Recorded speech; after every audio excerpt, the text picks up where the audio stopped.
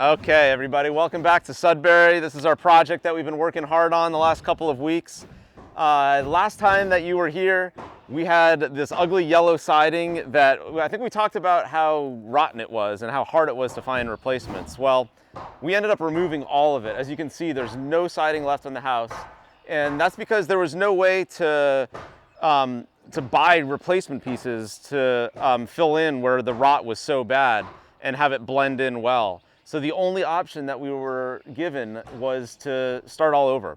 And that's not necessarily a bad thing because the finished product is going to be so much better, but you do have to factor into your budget, when you're looking at purchasing a house.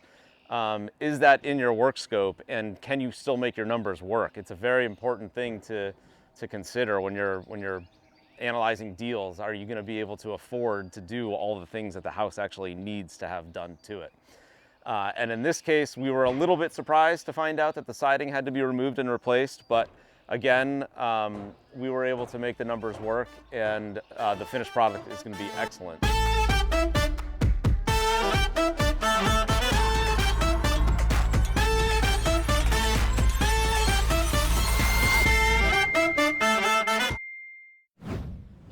We've removed everything, and we've got the house wrap up now. All of the new windows are in. These are new construction windows, which means that since we removed the siding and some of the inside walls, they actually have a nailing flange so that they can be installed easier and have the new siding butt up against it.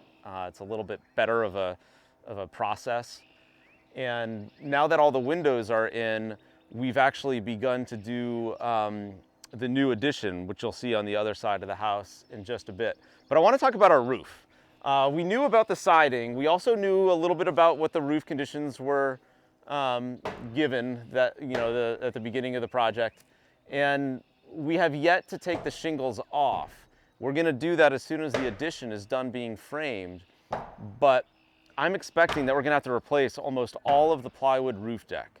And the only reason that we're going to have to replace all of that plywood up there is because this home went so many years without a single roof replacement. These are actually the original shingles from 1968, I want to say. And they roofed over, so it has two layers. The second layer, I think, was put on in the 80s, someone said. And after that, they just put a tarp over it. When they developed a roof leak, they thought that a tarp was a good solution. Certainly not a long-term solution. If you're in a pinch and you need to do something quick, you can put a tarp on your roof, but I really wouldn't recommend putting a tarp on your roof for as many years as these people did. So we're going to end up having to replace almost all of the plywood. That's certainly an extra expense. Again, some of that was anticipated. We did factor that into the budgeting equation, but we were a bit surprised to find out that the rot was even more prolific than we originally thought. But let's walk around. I'm going to show you guys a little bit about what's going on the other side. Oh, another thing I'm really excited about, because I love landscaping and gardening, is this yard. We cleaned this all up the other day, you guys, and it used to be a disaster zone. It used to have so much stuff here. It was all invasives, vines, and little trees growing everywhere. And our guy Juan, who's an excellent landscaper, just came here with a crew of 6 guys, and in 2 days he cleared all this out. So this is kind of a blank slate right now. We did leave a lot of these trees, but we're gonna reseed this whole front yard. It's gonna be a nice big open yard area. We're gonna have maybe a little patio sitting area in the back there. This tree here was dead, and so we removed that.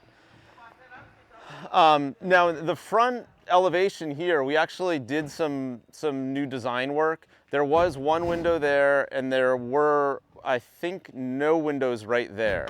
So it had no curb appeal and no light in that dining room. Well, it's going to be our new dining room. And so now we've got these nice symmetrical pairs of double hung windows on either side. So that's a cool thing.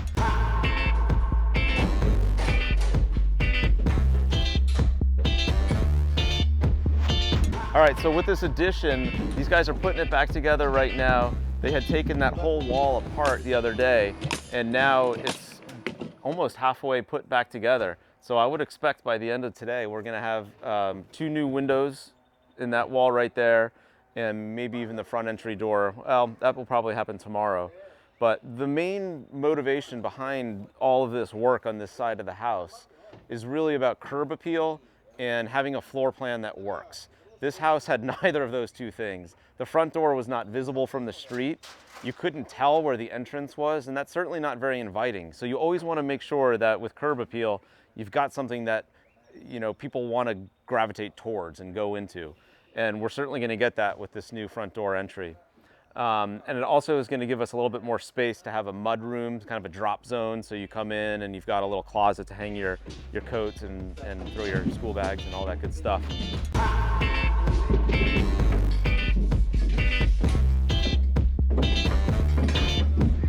Okay, so we are in the kitchen now, and we have taken this kitchen all the way down to studs, and we're reworking the floor plan. We're working the layout of it all.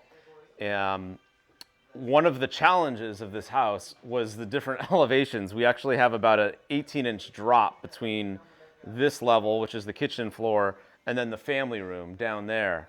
And we wanted to be able to incorporate the two spaces together to give it that open concept feel. But at the same time, we had to strategically place a step so that you can transition from one level to another. And that's one thing that I'm kind of designing right now. We did have an architect who put together some plans, but in the field, you always end up tweaking things based on the existing conditions, and you sometimes don't find out what those existing conditions are until you open up walls. Case in point, over here, this wall here, we were supposed to remove entirely, but we've got some plumbing supplies here, and we needed a chase there to run electrical and plumbing equipment up there, and perhaps future air conditioning vents if somebody wants to add that. And so now what I'm doing is trying to figure out, how do I want this wall to come out into the space and still look good? And I think I've gotten it figured out, but that's one thing that I'm troubleshooting right now. Over here is going to be the refrigerator. In between these two windows here, we're going to have a nice range hood. This is probably going to be one of the features, like a focal point of the kitchen. A nice custom range hood, perhaps. And instead of just having a microwave, it's much, much more aesthetically pleasing and functional to do a freestanding hood over the cooktop. So that's going to go right there. We're going to have a nice farmhouse sink right in front of this window here, centered. And then maybe like a couple of pantry shelves right here. And over here, we're going to have a peninsula. This is going to be pretty cool, because now that we've opened up this space and the living room is right over there, or one of the living rooms, I think we're going to call it the sitting area. That's going to be right there. We're going to put in a peninsula right here. It's going to come to here.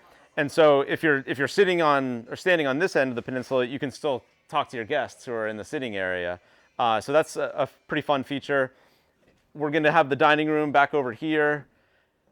This is going to be an office or kind of playroom, which is going to be pretty cool, because in our new world of working from home, this is going to be about as good a commute as you can possibly ask for.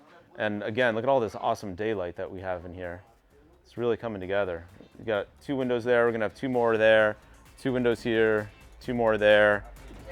This is going to be an awesome space. I'm loving this.